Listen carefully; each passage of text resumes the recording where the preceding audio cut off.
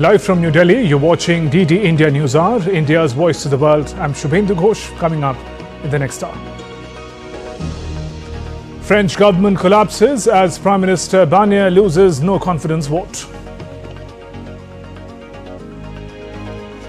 North Korea-Russia defense treaty comes into force. Treaty commits military aid without delay if either is attacked.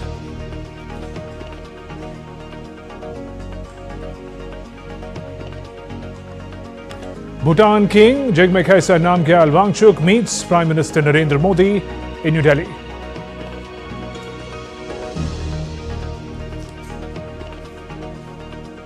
ISRO to launch Proba 3 mission satellites from Sriharikota for groundbreaking solar research.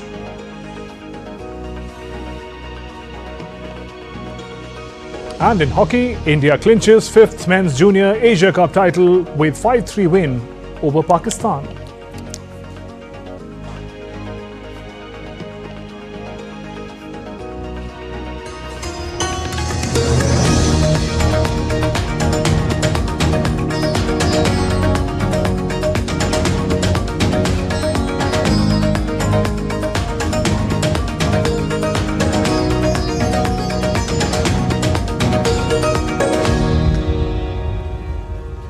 French lawmakers have voted to dismiss Prime Minister Michel Barnier's government just 3 months into his tenure. France's far-right and left-wing lawmakers joined together to vote a no-confidence motion prompted by budget disputes that forced Prime Minister Michel Barnier to resign. The National Assembly approved the motion by 331 votes. A minimum of 288 votes were needed. French President Emmanuel Macron will address the nation on Thursday evening in a televised speech. Macron insists he will serve the rest of his term until 2027. However, he will need to appoint a new prime minister for the second time after July's legislative elections led to a deeply divided parliament. It's the first French government to be defeated in a no-confidence motion since 1962. Barnier is now set to become France's shortest-serving prime minister in history.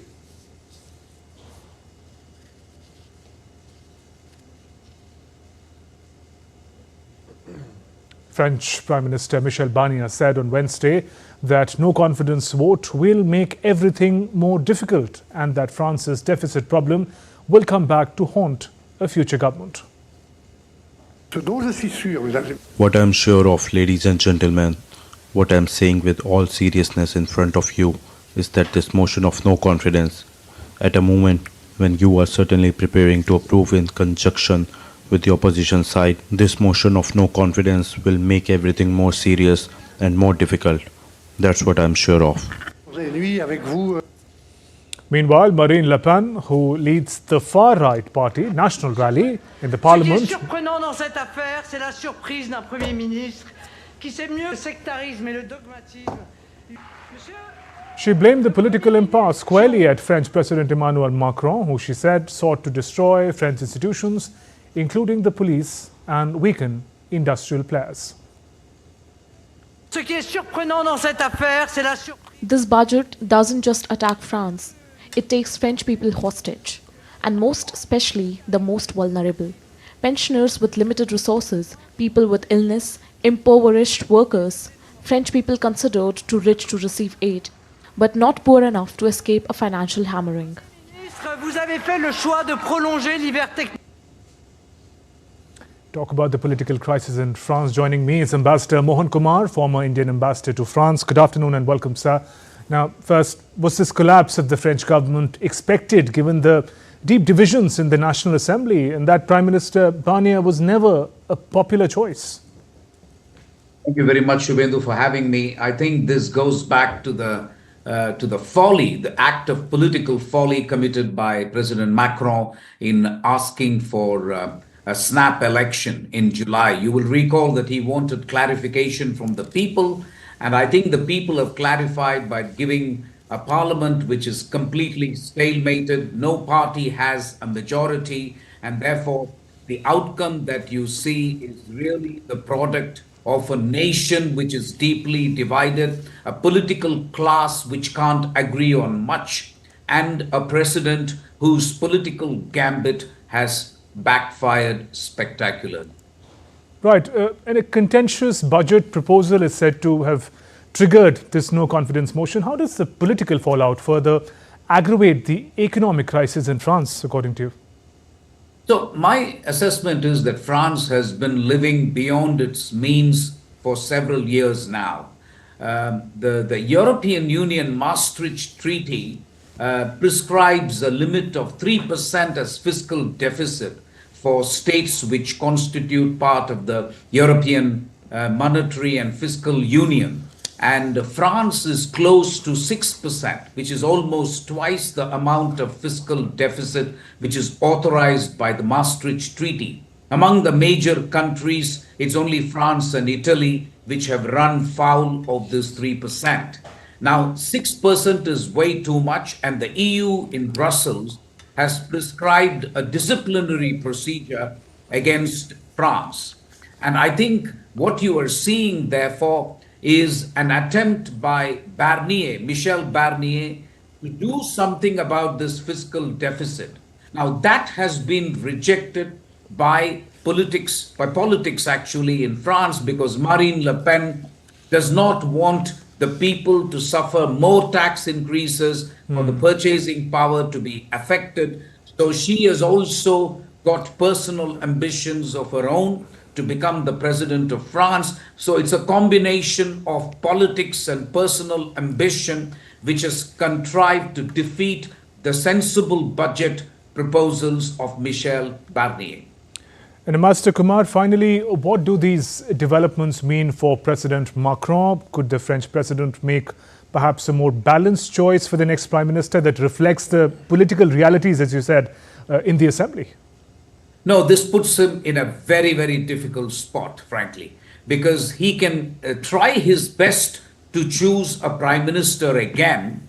But if again the parliament decides to mete out the same fate to the new prime minister as the old prime minister, then Macron will come under tremendous pressure to resign from the presidency, which I suspect is what Marine Le Pen wants, because she wants to take a shot at the presidency before her own political battle with the Commission on charges of embezzlement will come to a fore in March. So, as I said, Macron, all eyes on him, and he has some very, very tough decisions to make. I'll also add that all this comes in a very bad time in terms of geopolitics. Both Germany and France are now in full-fledged crisis. Ukraine is in a sensitive stage, and we are expecting President Trump to become President of the United States. The combination of all these factors doesn't look good. EU risks being absent on the grand geopolitical stage. That's right. Ambassador Mohan Kumar, thank you very much for joining us on the News Hour and sharing your perspective. Moving on, South Korea's parliament on Thursday formally introduced a motion to impeach President Yoon Suk-yeol, setting the stage for a historic vote which could oust him following the failure of a short-lived attempt to declare martial law. Yoon's declaration of martial law late on Tuesday attempted to ban political activity, censor media in South Korea. The shock move divided Yoon's ministers and unleashed about 6 hours of political chaos. The impeachment motion against Yoon was reported to a plenary session that opened shortly after midnight in the early hours of Thursday morning. Following the introduction of the motion, a vote on impeachment must be held within about 24 to 72 hours. Meanwhile, South Korean prosecutors have opened an investigation into President Yeol, his interior minister and now former defense minister, over their roles in an attempt to impose emergency. Kim Yong-hyun, who resigned as South Korean defense minister over his involvement in martial law order, also faces travel ban as prosecutors investigate. The other two do not face such bans.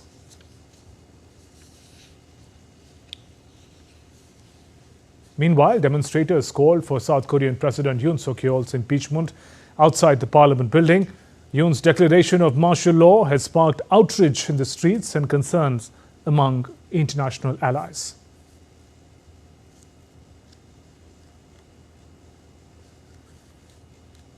And my colleague Amit Mukherjee now joins me with more updates on how this crisis will unfold in South Korea. Amit, if you could take us through the manner in which this impeachment process is likely to play out, and given that the opposition has about two-thirds majority in the assembly, in the National Assembly of South Korea, is the outcome on expected lines? Yes, that's right, Shubhendu. In fact, if you look at the structure of the South Korean parliament, it has about 300 seats. And yes, of course, you need about two-thirds of majority to impeach the president. Now, the thing is that the opposition has about 192 seats out there. So, which means that, of course, the current incumbent government headed by President Yoon is in the majority. So, they would need about 8, supporters, 8 MPs that would be supporting the opposition. The opposition needs the support of about 8 MPs to reach that 200 mark, for which, you can actually impeach the president. So, at this point in time, even his own party people are distancing themselves from him. And in fact, 5 of the MPs as of now, they are pretty unsure as to whether to vote in favor of President Yoon or to vote against him, which means in favor of the impeachment process. They are not very sure, which makes the issues more and more complicated for the president. So the impeachment process has been moved. It will be up for discussion for the next tomorrow, of course, Friday, and late night it is expected that the voting actually happens, on Saturday late night. So it is then they're going to finally take a call after deliberations, discussions. Of course, the president will also get to put in his point of view as to what really happened, for which he had to impose the martial law. Of course, it is being questioned right now. The police is investigating it. The military chief also has said that they are not responsible. The defense minister has resigned. So things are not going very well for him. And also his own party, People Power Party chief, he has asked Yoon to step down, to move out of the party, even if they are not in favor of impeaching him. Even if they don't support the impeachment motion. Right. They want the president to be out of the party as of now. Right. Amit, I was just speaking to Ambassador Mohan Kumar discussing the French crisis. It's really uncanny. Maybe there's no direct connection, but Germany, France, South Korea, leading democracies facing difficult weather. Now, what do these developments, the martial law, the impeachment against the president mean for South Korean democracy and nation? Well, the very fact that martial law has been was implemented, even if it was for 6 hours, that itself, it strikes the basis of a democratic setup, because, under these kind of martial laws, all the fundamental rights, which we refer to as in India, they get suspended. If you look at, the press freedom gets seized, the press is not allowed to operate as freely as it should. Of course, public gatherings are prohibited. Even the parliament is sort of sealed. They are not supposed to operate the parliament. No process is expected to go on in parliament. So all these things definitely, it's not very good for the democratic process. So if you look at the whole structure, similar thing is happening in France as well, because the entire government is fallen down. So the entire process is quite shaky right now. Right there. Amit, thanks very much for joining us with those updates. Impeachment is what the South Korean president now faces. We, in fact, have some more updates on the manner in which this impeachment process is going to unfold. The impeachment of the Korean president takes place in the National Assembly. It requires more than two-thirds of the lawmakers to vote. Then a trial is held by the Constitutional Court that confirms the trial with a vote of 6 to 9 judges. Yoon's party controls 108 seats in the 300-member legislature. Prime Minister Han Duck-soo fill in as the leader. And still to come on DD India News Hour. Highlighting the importance of soil, December 5th is celebrated as World Soil Day.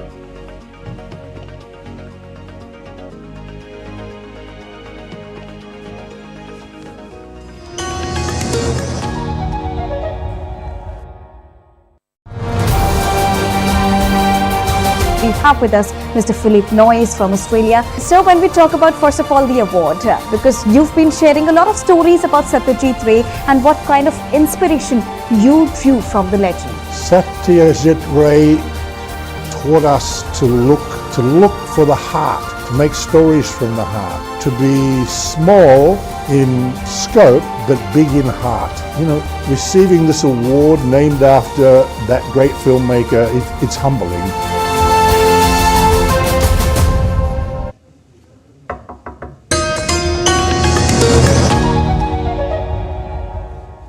You're watching DD India News Hour. I'm Shubhendu Ghosh. Facing pressure from the international community on atrocities against minorities, Bangladesh Interim Government Chief Advisor Mohammad Yunus held a meeting with political parties on Wednesday in Dhaka on how to deal with emerging situation. However, he did not call the opposition Awami League and its allies in the meeting. As lawlessness and mobocracy continues in Bangladesh, Hindu minorities in particular are persecuted. The reports of them getting physically assaulted, their property getting destroyed and their religious places vandalized. The leader is also holding a meeting with religious leaders this evening, but the meeting also is not represented by those from the minorities. The move seems to dodge the international opinion forming against his failure in running the administration and maintaining law and order while bowing before radical elements. Insiders say interim government chief advisor is reluctant to take any responsibility on his administration. Instead, he puts the onus of unrest on the opposition and the minority leaders. Recently, many international leaders had condemned increasing atrocities against minorities in Bangladesh, especially against the Hindus. North Korea-Russia defense treaty signed by Kim Jong-un and President Vladimir Putin in June came into force on Wednesday with the exchange of ratification instruments in Moscow.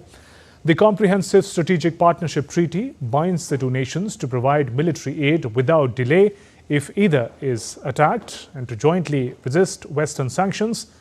Amid allegations from the US and South Korea that North Korea was sent over 10,000 soldiers to aid Russia and Ukraine, both nations face heavy UN sanctions. Putin praised the agreement as a breakthrough, while Kim reaffirmed unwavering support for Russia's sovereignty.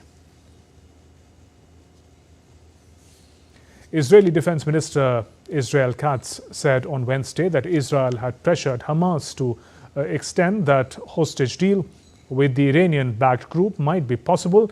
Speaking to soldiers at an Air Force base in central Israel, Katz said, due to increasing military pressure, there is chance that this time we will really be able to advance a hostage deal. Regarding Gaza, the most important thing today in war in general is to return hostages home. This is the ultimate goal that stands before our eyes, and we are working in every way to make this happen. There is a chance that this time we will really be able to advance a hostage deal, and we are working on this matter and see this goes before our eyes. Of course, in future, Hamas cannot control Gaza. This is absolutely clear because of what has happened and because of what may happen. Meanwhile, Israel's Prime Minister Benjamin Netanyahu announced in a statement on Wednesday the body of hostage had been recovered from the Gaza Strip. 38-year-old Aite Swaskai was kidnapped during Hamas's surprise attack. His body was recovered in an operation by the Shin Bet Internal Security Agency, aided by the military. The Hostages and Missing Families Forum, which is a campaign group representing relatives of those abducted to Gaza, said the returning of Aitei's body for proper burial in Israel provides crucial closure for his family. They demanded the immediate release of the remaining hostages.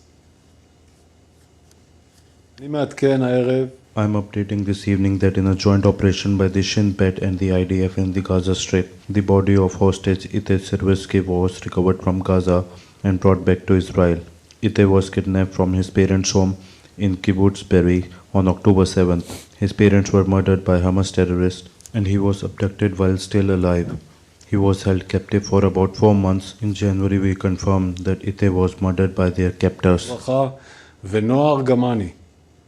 The Israeli military continues its operation to neutralize Hamas from the Gaza Strip.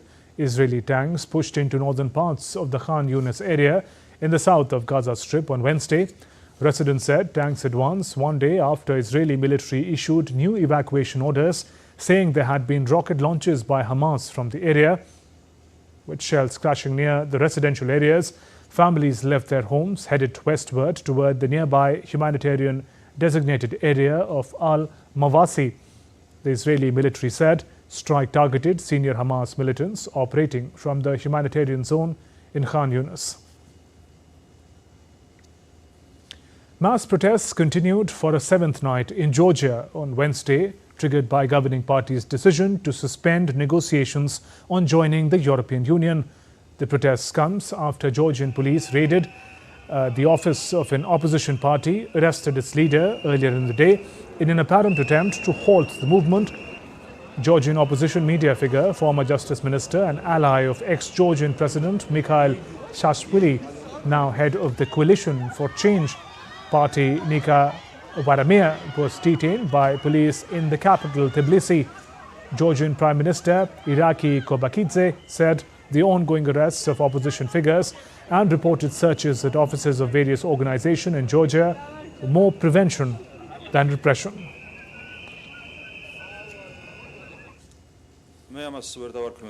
I could not call it repression. It is more prevention than repression. Regarding the connection, it is a fact one thing is confirmed.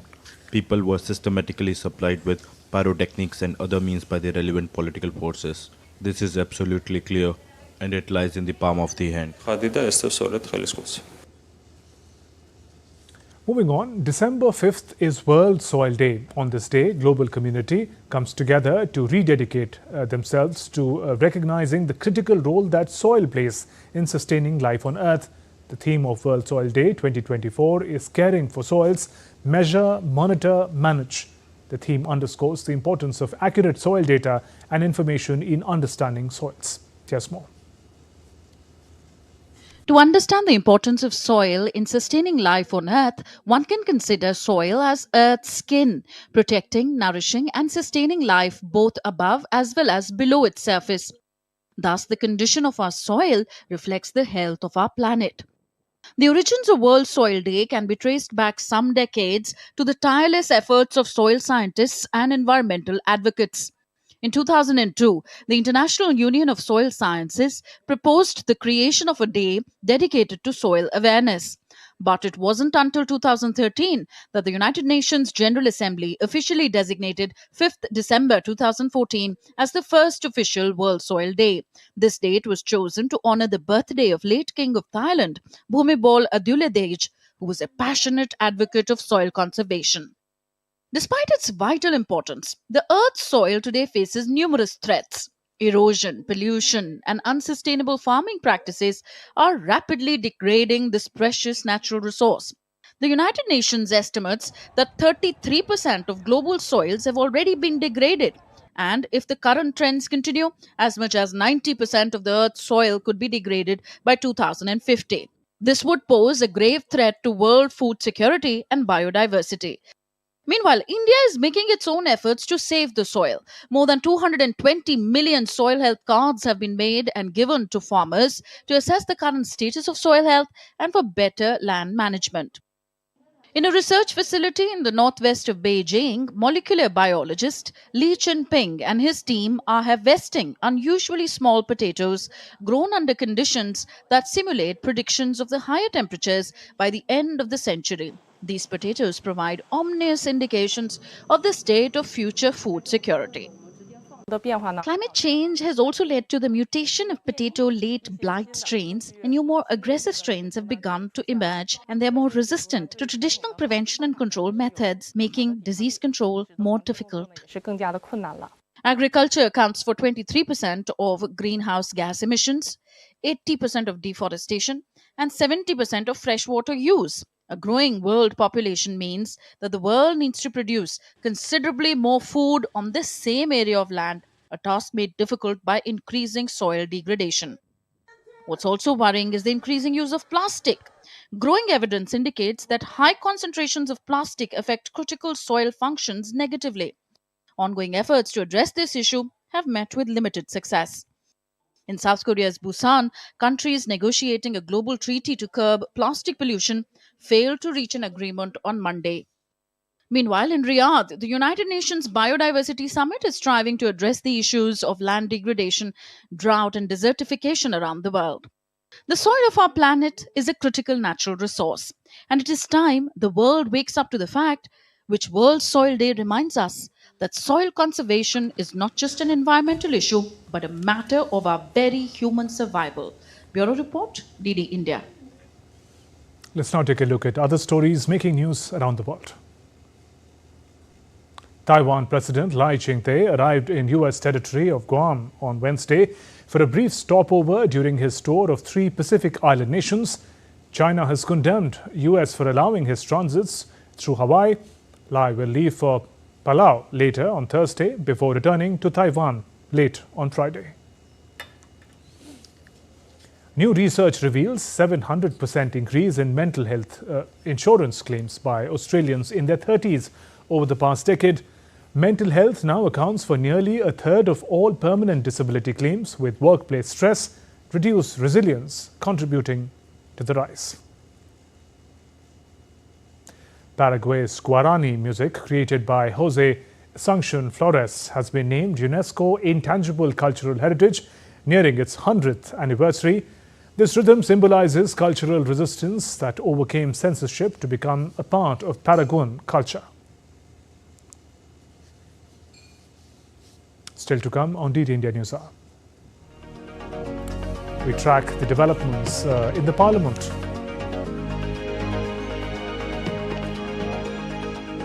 Also, Indian Coast Guard ship Sarthak rescues 12 Indian crew members in the North Arabian Sea.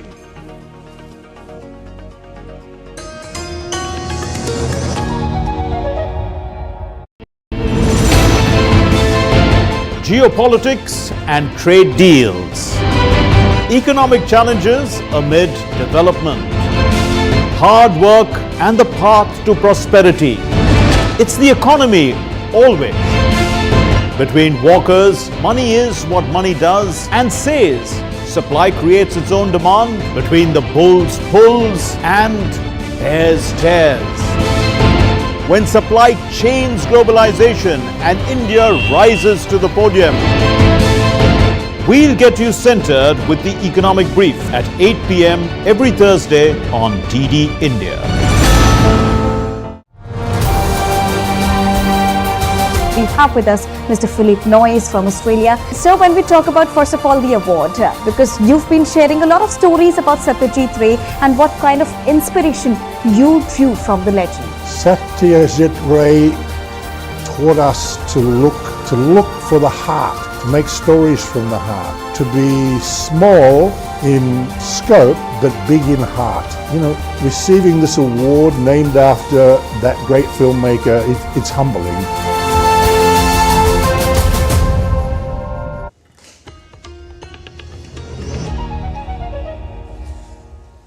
You're watching DD India News Hour. I'm Shubhendu Ghosh. Our top stories.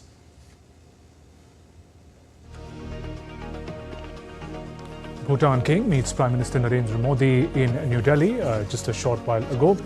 In other stories, ISRO to launch Proba 3 mission satellites from Sriharikota for groundbreaking solar research. Also in hockey, India clinches 5th Men's Junior Asia Cup title with 5-3 win over Pakistan. Bhutan King Jigme Khaisar Namgyal Wangchuk in New Delhi on a 2-day visit. Today, he met Prime Minister Narendra Modi. Bhutan's King visit is aimed at further expanding the already close ties between the two countries.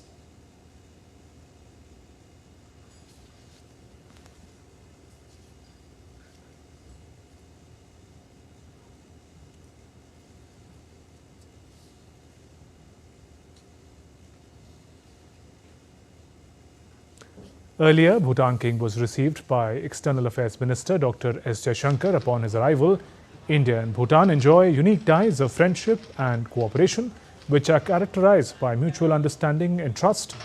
The visit provides both sides an opportunity to review the entire gamut of bilateral cooperation and further advance exemplary bilateral partnership across diverse sectors.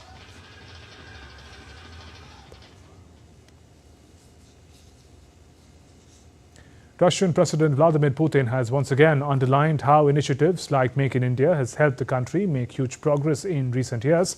He made these remarks during an interaction with Russia Calling Investment Forum in Moscow. Putin lauded the Indian government and its efforts in creating stable conditions for small and medium-sized enterprises. He highlighted the economic initiatives spearheaded by Prime Minister Narendra Modi with a special focus on Make in India program. Prime Minister Modi has a similar program, Make in India, and this is a very similar program to ours, and we would be ready to place our manufacturing sites in India. Also, the biggest investment in the Indian economy to the tune of $20 billion by Rosneft happened not long ago, and the Prime Minister of India and the government of India have been creating stable conditions.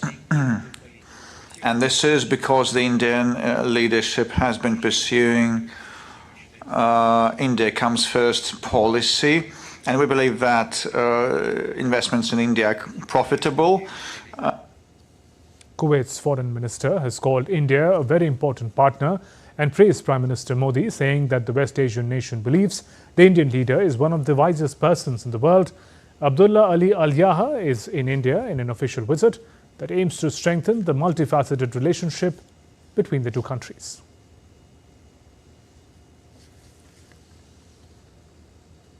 On to some other stories now. Taking India's solar ambitions to new heights, Indian Space Research Organisation ISRO is set to blast off Europe's Proba 3 satellites into Earth's orbit on Thursday. This groundbreaking mission, a collaboration between ISRO and European Space Agency ESA, will employ two high-tech satellites on an Indian launch vehicle to study the sun's corona like never before. DD India's Rahul Upadhyay brings us more.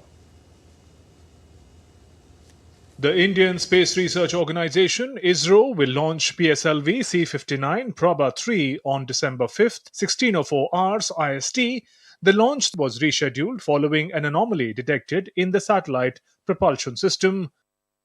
The Proba 3 mission is a significant collaboration with European Space Agency, marking the first satellite launch between the two agencies since 2001. The mission aims to demonstrate advanced formation flying technology with two satellites, the Coronagraph spacecraft and the Occulter spacecraft. These satellites will work in tandem to create artificial solar eclipses, allowing scientists to study the sun's corona without interference from its bright disk. Probas, a Latin word, translates to let's try. The Proba 3, or Project for Onboard Anatomy Satellites, Coronagraph weighs 310 kilograms and Occulter weighs 240 kilograms. These spacecraft are designed to operate in precise formation, maintaining accuracy to a millimeter to examine the corona, the sun's outer atmosphere. Proba 3 is being hailed as ESA's technology demonstration mission, and ISRO's role in launching the mission highlights India's reliable space launch facilities and growing space capabilities. It shows India's rising reputation for cost-effective space missions. There is also strong possibility that the Indian solar physicist community will have exclusive access to the Proba 3 data as Indian scientists help conceptualize the scientific goals of this mission. This data can offer an opportunity for collaborative research between two space agencies and contribute to India's own solar mission. Rahul Upadhyay's report for DD India. And DD India correspondent Anbarasan joins us live from Sriharikota in Andhra Pradesh. Anbarasan, given the delays, if you could take us through the preparedness and the expectations from this project. As you know that the Indian Space Research Organization yesterday has scheduled nearly 4 hour 8 minutes Indian Standard Time of the launch. Due to anomaly detected yesterday, the Indian Space Research Organization has said that a deferred day's launch. Today, the 4 hour 4 minutes Indian Standard Time. And this launch significant, important for the particularly the solar research, because this launch having a two coronagraph and also occulter kind of autonomy on board, and this mission is focusing on the two satellites.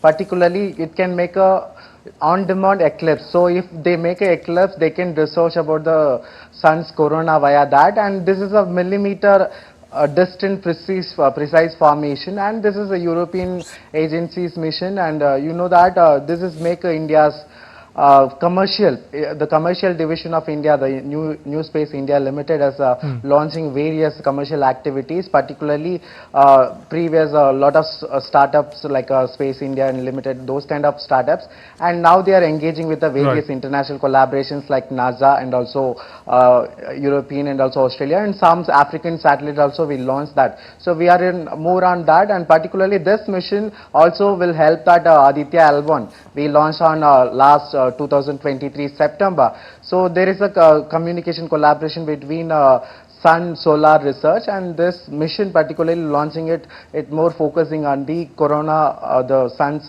atmosphere. Once it's launched that and after 80 minutes of launch we will get that the separation of these spacecraft into air, and the Indian scientists and also the European we get the all 22 nations, it's a collaboration of all 22 nations joint venture, that is the European Space Agency. So those all are in together waiting for the launch. Right, and Barasan, a little more on how this launch is another important milestone for ISRO as a preferred, reliable, cost-efficient mission launcher for the world. As you know that the PSLV, one of the milestone that there is a lot of success stories of PSLV, and this is the 61st mission of PSLV and 26th mission for the PSLV XL format. Why the European Space Agency is launching in India via ISRO? It's also one of the important point, because the PSLV that is needed as a specific the mission that the Proba mission 3 is wanted a kind of a medium range rocket that the European Space Agency don't have, because they have one larger vehicle or a smaller vehicle. So they use it thus PSLV for last 2 decades, because the Proba mission 1 also launched from India in 2001 and 2 in 2009, and this is the 3rd mission. So kind of inviting actually Indian Space Research Organization kind of growing into a various commercial way that it can collaborate with the various countries. If there is some countries don't have any space agency also, if they developed any satellites, that is also done by our ISRO's commercial division, the New Space India Limited. That's why the Indian Space Research Organization somehow getting more into commercializing, because we are also cost effective, because we have limited resources on this, so we are getting more on this via commercializing this. Barasan, thank you for joining us with those updates. In Maharashtra, Devendra Fadnavis will be sworn in as the Chief Minister at Mumbai's historic Azad Maidan today. Prime Minister Narendra Modi, Union Home Minister Amit Shah, who helped pull out the BJP's historic 132-seat win in Maharashtra, will be present for the swearing-in. Earlier, Fadnavis, along with leaders of the BJP, the Shiv Sena, the NCP's Mahayuti alliance, submitted a letter of support to the governor on Wednesday, following which Fadnavis said his government would work 24/7 for the welfare of people across segments, castes, communities and religion, backward and oppressed classes.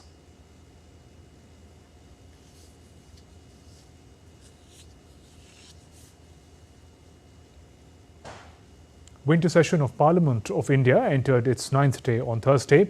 External Affairs Minister Dr. S. Shankar, replying to a question and supplementary by members in Rajya Sabha, clarified the stand of government on issues related to Israel and Palestine. While asserting about relations with Israel is based on India's interest, he said Israel has always been India's strong ally against terrorism. He added that since India is not a member of International Criminal Court (ICC), it is not bound by any decisions regarding Israel and its Prime Minister Benjamin Netanyahu. India is not a member of the International Criminal Court. When the International Criminal Court was constituted, the question of our membership was considered. For very good reasons, after a great deal of deliberation, India decided not to become a member. So, with regard to any decision passed by the ICC, it is not binding on us. So it is not a matter on which we have taken a formal position. The minister also said that India gives importance to relations with Palestine, supports its status as a separate nation. He detailed India's support to Palestine, aids and grants given for the welfare of its people. India has given assistance to the people of Palestine at this particular time. I would like, sir, through you to bring to the notice of the House that we make an annual contribution of $5 million to the UNRWA, which is the main assistance providing agency. This amount traditionally used to be $1 million. So during the time of under the decision taken by this government, it was raised from $1 million to $5 million. In the Lok Sabha, which is the lower house, Minister of Civil Aviation Ram Mohan Naidu answered a question on development of new airports, highlighting 650-acre land dedicated for airport in Durgapur.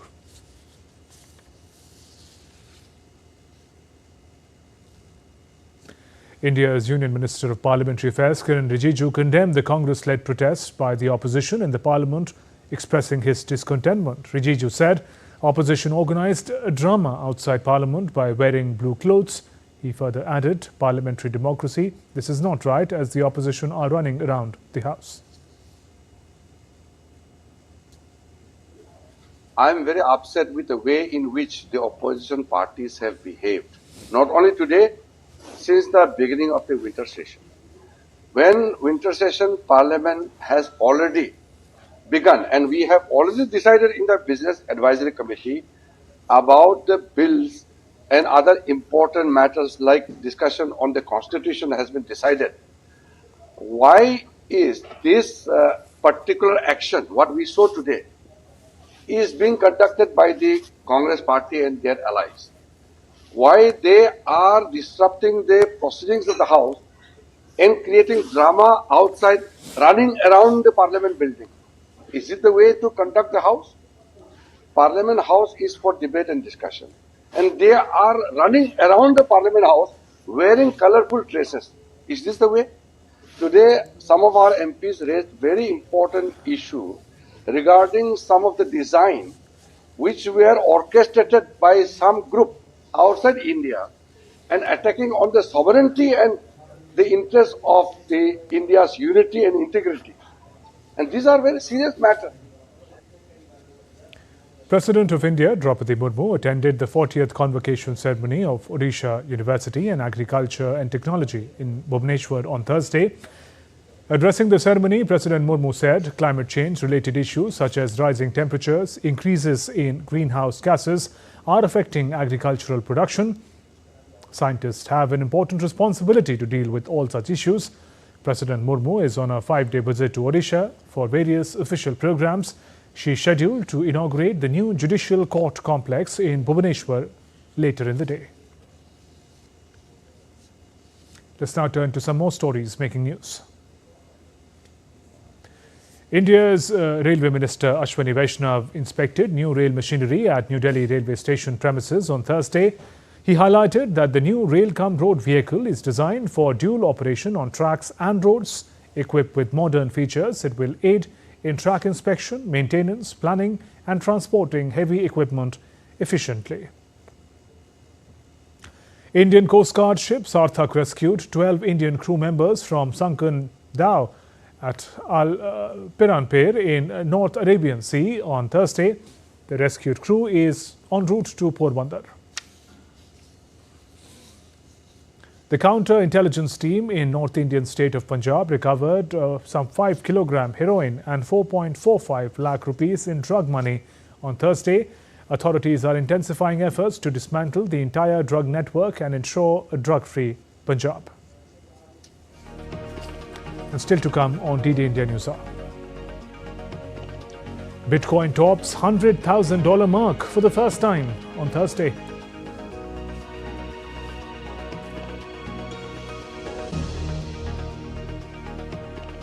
In chess, Game 9 of D. Gukesh versus China's Ding Liren is underway.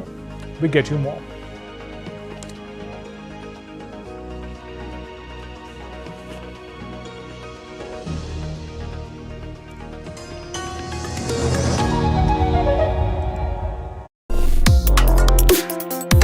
Complex issues, hidden agendas, twists and turns, strategic games. We think all dots are linked. We just need to connect them. Join me every week as I connect the dots to unravel hidden designs in statecraft, mysteries, and decode issues that matter to you. Watch Connecting the Dots with me at these times on DD India.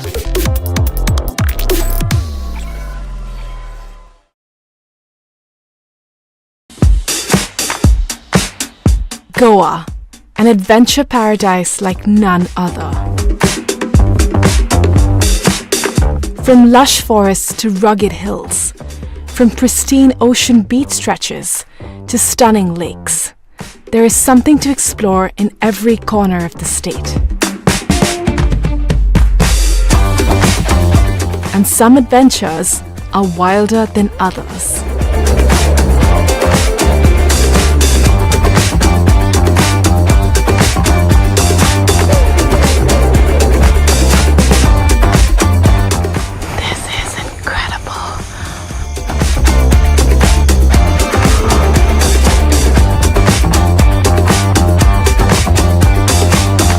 Watch postcards from Goa on National Geographic.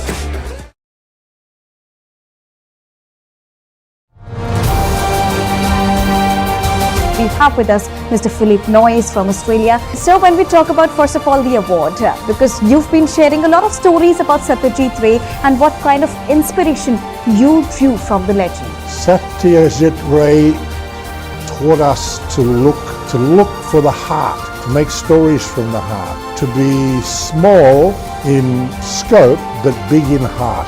You know, receiving this award named after that great filmmaker, it's humbling.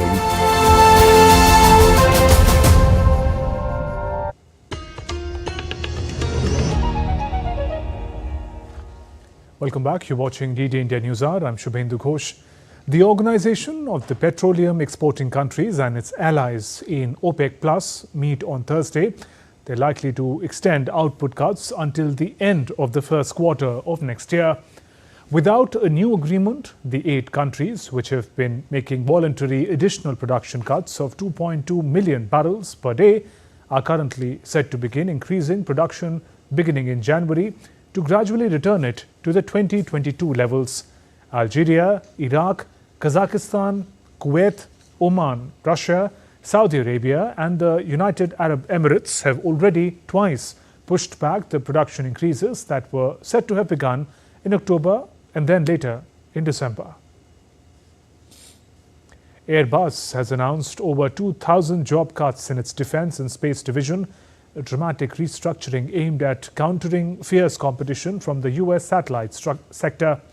More than half of the over 2,000 positions include 1,128 in space systems that will be eliminated, targeting management and overhead roles.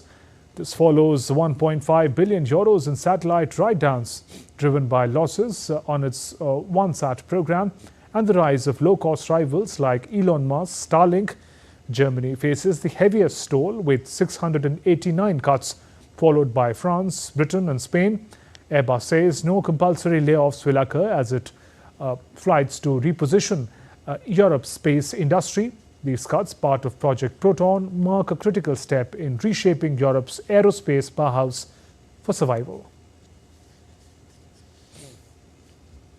Bitcoin rose above about 100,000 US dollars for the first time on Thursday as the election of Republican Donald Trump as President of the United States spurred expectations that his administration will create a friendly regulatory environment for cryptocurrencies. Bitcoin has more than doubled in value this year and is up about 45% in 4 weeks since Trump's sweeping election victory. More than 16 years after its creation, Bitcoin appears on the cusp of mainstream acceptance.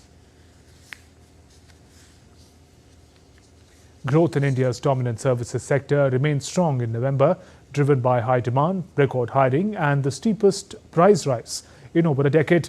New orders from both domestic and international markets also supported the growth. The HSBC India Services Purchasing Managers Index remained strong at 58.4 in November. The sub-index for new business fell slightly but showed no major signs of weakness, with international demand rising at its fastest pace since August.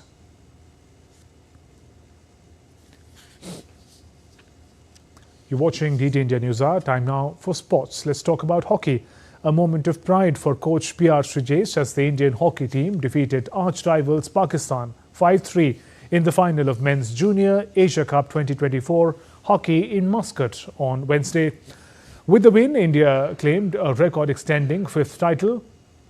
Arijit Singh Hundal was the hero for the winning side with 4 goals, while Dilraj Singh hit 1.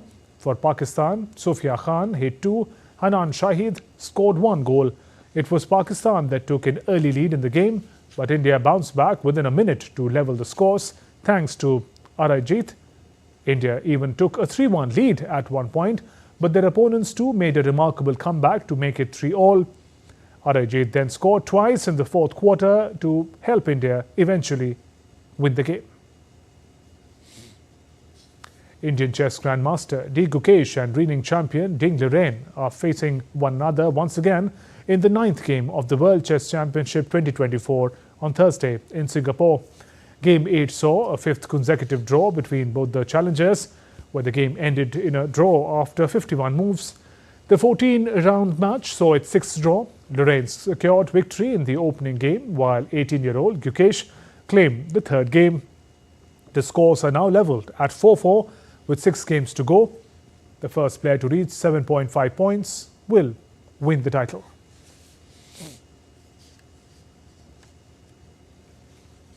Amnesty International and Human Rights Watch have reiterated calls for FIFA to halt the process to decide the 2034 World Cup host amid concerns about sole bidder Saudi Arabia's human rights record.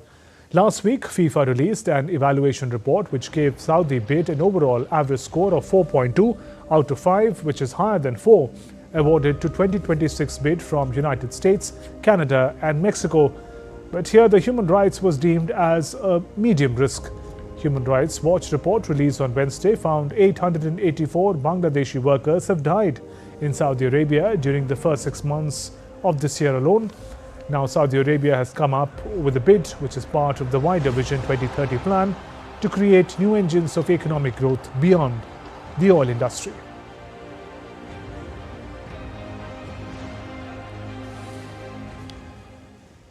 Crowds gathered to celebrate the lighting of the Rockefeller Center Christmas tree in New York City.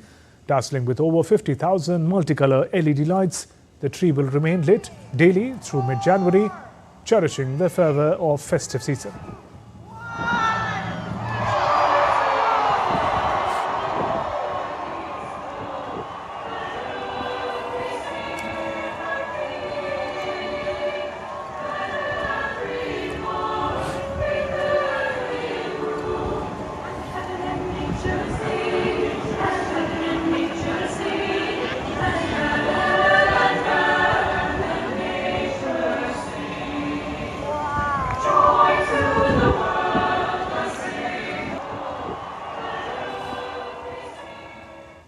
And before we close, a gentle reminder. India's public broadcaster, Prasar Bharati, has recently launched Waves, entering the field of OTT platform. Waves provides a complete infotainment ecosystem to digital media and OTT audiences. If you also want great content for free, download Waves today. And that's all for this edition of DD India News Hour. We'll be back with more news as it breaks here on DD India. I'm Shubhendu Ghosh from all of us here in Delhi. Thanks for watching DD India News Hour. Namaskar.